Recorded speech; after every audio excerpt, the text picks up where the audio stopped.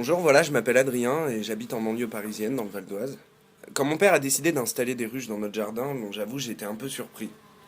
Parce qu'on nous parle souvent des ruches de Paris, mais moi, j'en avais jamais encore vu près de chez moi. Et ça fait maintenant 3 ans que je les observe et que je participe à leur entretien. Cette année, lors de la première récolte, j'ai invité mon ami Flo à venir prendre des photos.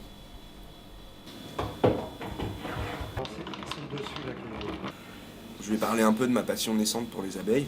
En fait, Flo, c'est un peu le pote qui baroude à droite à gauche et qui ramène toujours des images, des reportages avec un point de vue un peu écolo et solidaire. Et je savais que ça allait lui plaire. Sans hésitation, l'idée nous est venue de suivre un apiculteur durant une saison pour réaliser un documentaire sur toutes les activités d'un rucher. Donc on a commencé à filmer mon père, qui nous a rapidement présenté d'autres apiculteurs. Par exemple Didier, de l'association Les Amis de la Terre, qui venait lui de construire son rucher dans les Hauts-de-Saint-Prix, en lisière de forêt. Ça c'est une grille à propolis.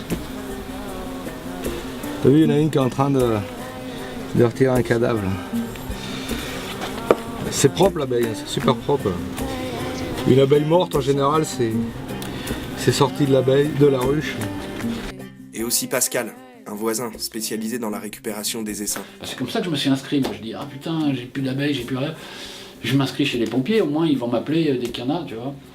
Et c'est comme ça que j'ai remonté petit à petit mon rucher. Mais... La rencontre de ces apiculteurs engagés nous a donné envie d'en rencontrer d'autres, et encore d'autres. Et ils nous ont tous fait prendre conscience de la multitude des ruches qu'il y a en Île-de-France, et des nombreux dérivés fabriqués à partir de la ruche, comme la propolis, l'hydromel, les bougies, etc. Donc on a pu découvrir différentes méthodes et différentes installations, par exemple les ruches d'un centre commercial à Ivry-sur-Seine. Donc il n'y a pas eu de chasse abeilles, les abeilles sont bien dans le corps, la température n'est pas exceptionnelle, donc on ne monte pas dans les cadres.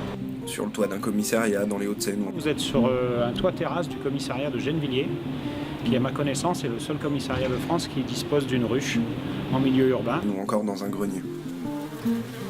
Là on est vraiment en communion avec l'abeille.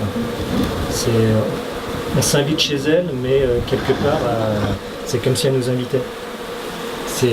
On ne rentre pas par effraction, elle nous laisse rentrer chez elle. Il y avait 2 points communs qui reliaient nos rencontres.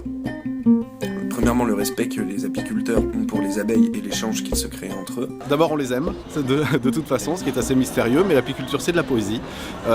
Oui, on les comprend nos abeilles, surtout on comprend leurs réactions en fonction de la température ambiante, en fonction du vent, en fonction du climat, leur comportement change. Et deuxièmement, les problèmes environnementaux dont les abeilles sont les premières victimes. Les abeilles, leur environnement, avec tout ce qu'il peut y avoir comme saloperie dans la nature, comme déversement de déchets et ainsi de suite, comme pesticides, comme insecticides, comme tout ce que vous voudrez, les engrais à la gomme et tout ça.